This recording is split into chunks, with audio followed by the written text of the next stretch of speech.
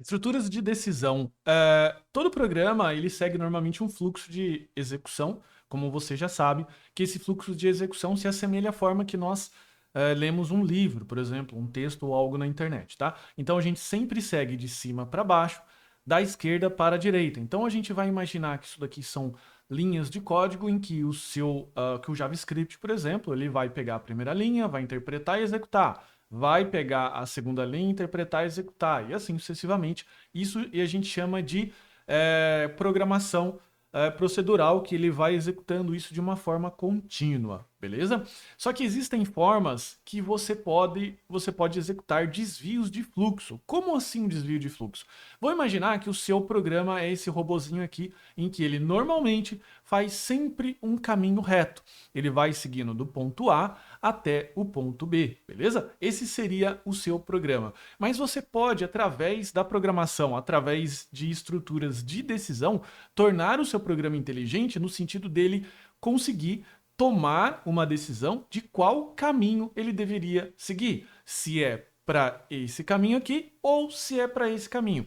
Claro que há bastante ressalvas aqui, eu não estou falando de tornar um programa inteligente ao ponto de competir com o ser humano. Aqui, no nosso contexto, ele toma micro decisões, que são decisões bem mensuradas, então ele normalmente compara números, se um é menor que 2, se A é igual a B, se alguma coisa é false ou nulo, beleza? É nesse sentido que a gente está fazendo, que a gente está falando, tá? Por exemplo, se o usuário digitou 1, eu mostro olá. Se o usuário digitou 2, eu mostro alguma outra coisa. São micro decisões, beleza? Mas claro, isso já torna o seu programa muito mais flexível e possivelmente moldável àquela situação, principalmente se você estiver implementando algo em que ele vai fazer correção de erro, que ele vai analisar valores do que o usuário digitou, o que veio do banco de dados e assim sucessivamente, beleza?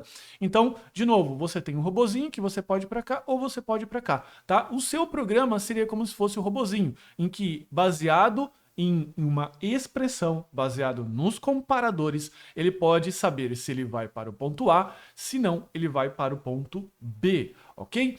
E como que funciona normalmente? Quando você tem uma expressão de decisão, você normalmente compara e você lê dessa forma. Se uma condição que você colocou aqui for verdadeira, ele faz algo. Se não, ele faz outro. Beleza? Esse é o bloco básico de decisão. Você pode trabalhar sem esse bloco do senão, simplesmente fazendo o seguinte: se uma condição for verdadeira, faz algo, senão você continua a execução do seu programa. Lembrando também que depois desse desvio de fluxo, depois que o seu programa faz alguma coisa, tá? Ele retorna para o fluxo normal. É como se naquela bifurcação ele voltasse depois novamente e continuasse a execução das coisas, tá?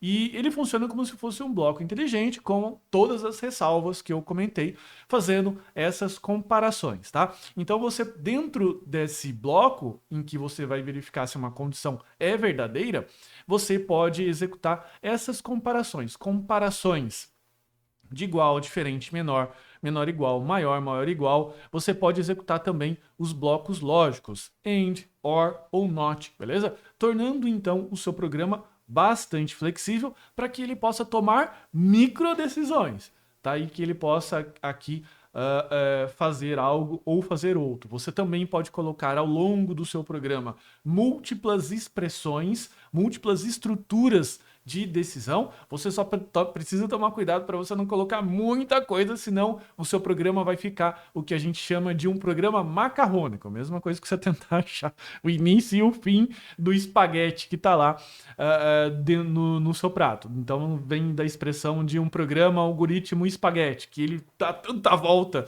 vai para lá, ele faz tanto desvio de fluxo que fica difícil de corrigir, tá bom? Só essa ressalva aí, principalmente para você, se você for um pouco mais avançado.